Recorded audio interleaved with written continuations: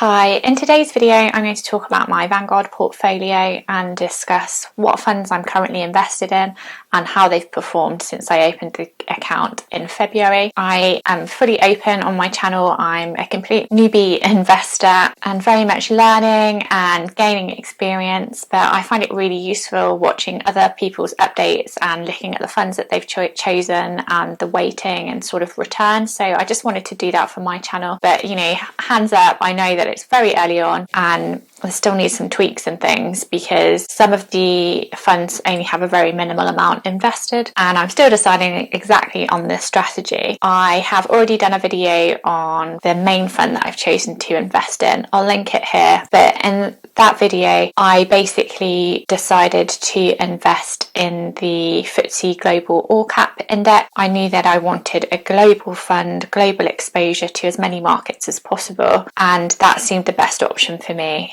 I know that a lot of others will invest in the VWRL, which essentially tracks the same fund, but that is the ETF, which, there's not much difference in it really, but I decided to go for the All Cap Index because, it does have that global exposure, but that fund also has a 5% composition of small cap companies, so just offered that little bit extra diversification. And I also learned that in investing into Vanguard, sometimes if you're using the ETFs you can't only buy partial shares effectively, so if you wanted to put £100 in each month, it wouldn't necessarily all go into the investment at that time. It would depend on the value of the ETF itself, whereas the index fund, all of the £100 would go in. And for that reason, you'll see in a moment that that is the biggest investment, and I've got just over 50% of my entire portfolio into that fund. And my strategy going forward will be to continue to paying the most into that fund,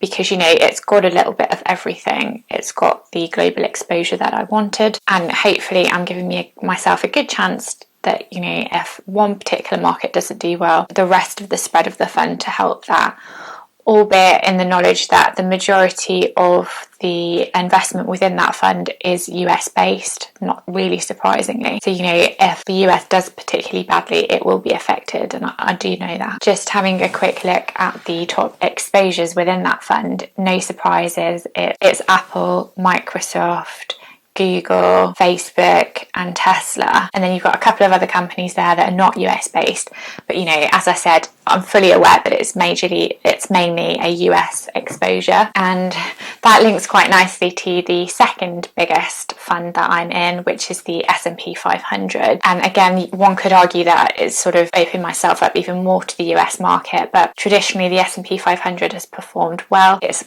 companies that I know and are well known across the world, so I just thought it was important to invest in there as well. I don't know if I'll continue that in the long term, but for the moment it's going pretty well. It's the best performing out of all of the funds that I've invested in. It makes up at the moment 28% of the weighting of my fund, and is currently at the moment, based since inception, just over a 5% return, which I'm obviously very happy with. So that's the next biggest investment. The next one is the LifeStrategy fund, which is one of Vanguard's blended funds, but the 100% equities focused fund. And so far that's performed pretty well. It's 4.13% return on my investment, but it only makes up a 5% investment out of the whole portfolio. I used that fund to open the Vanguard account as that was what I was familiar with, and I'd heard other people talking about it as a good fund, which I think it is. It's basically a fund of funds, so it's made up of different Vanguard funds within that. If I say fund one more time, and it is quite UK focused compared to, say, the global all cap index. So over the last couple of years it hasn't performed quite as well as those two, so the VWRL and the all cap index, which again is one of the reasons that I opted for the one that I did. But if you were backing the UK and you haven't got the currency exposure, because you'd be invested in pounds, then that might be an option to take. But I think for the moment I've chosen to go with the global all cap index, but actually it hasn't performed quite as well as the LifeStrategy since I've been invested.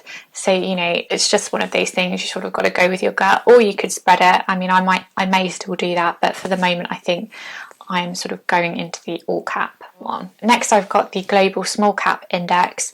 So this is what I said made up of 5% of the global fund that I'm in, and these are companies with a smaller market capitalisation. So small cap stocks are those companies with a smaller market capitalisation, and that means basically the value of the publicly traded shares. A small cap is when the total shares outstanding is valued of somewhere between 300 million to $2 billion. There are different definitions, but it basically means that they're on the smaller scale in terms of public traded companies. So they're not as well known as the ones in the S&P 500, for example. Vanguard basically puts in their prospectus that the purpose of this fund is to track the MSCI World Small Cap Index. There is again a US exposure. The top companies are Plug Power, GameStop, Penn National, Novavax, and then looking at the countries, it's still 54% US based, and then the next biggest is Japan at 10%, and then the UK at 6.4%.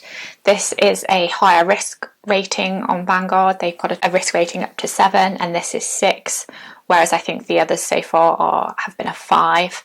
So slightly riskier, but potentially higher rewards. It's sort of been a mixed bag of performance over the last couple of years. But I thought it was just worth increasing my exposure very slightly in that area. So again, I've just got over 5% in there at the moment, and I may continue, I think, to regularly put into that fund. Still haven't decided yet. And then the final fund that I'm invested in, see if I can get this right, is the FTSE Developed Asia Pacific, excluding Japan, ETF. And again, I was just slightly conscious of the exposure in the US, so I thought I'd diversify a little bit. This has sort of, as it says, sort of Asia Pacific regions. So I'll just put up the top countries are Australia 36%, South Korea 33%, Hong Kong 17%, and then there's some Singapore and New Zealand as well. So I just thought it was worth spreading out a little bit. Again, not decided if I'll continue to do that. And this is about 4% of my portfolio, and it's actually the only fund that's dropped since I've been invested in, just over 0.5%. So that gives you a brief rundown of the funds that I'm in and their return at the moment. I'll just put up a summary of all of that here. I quite like looking at these on other people, so I'll do the same. So you can just see exactly what I'm in, the weight at the moment and the return.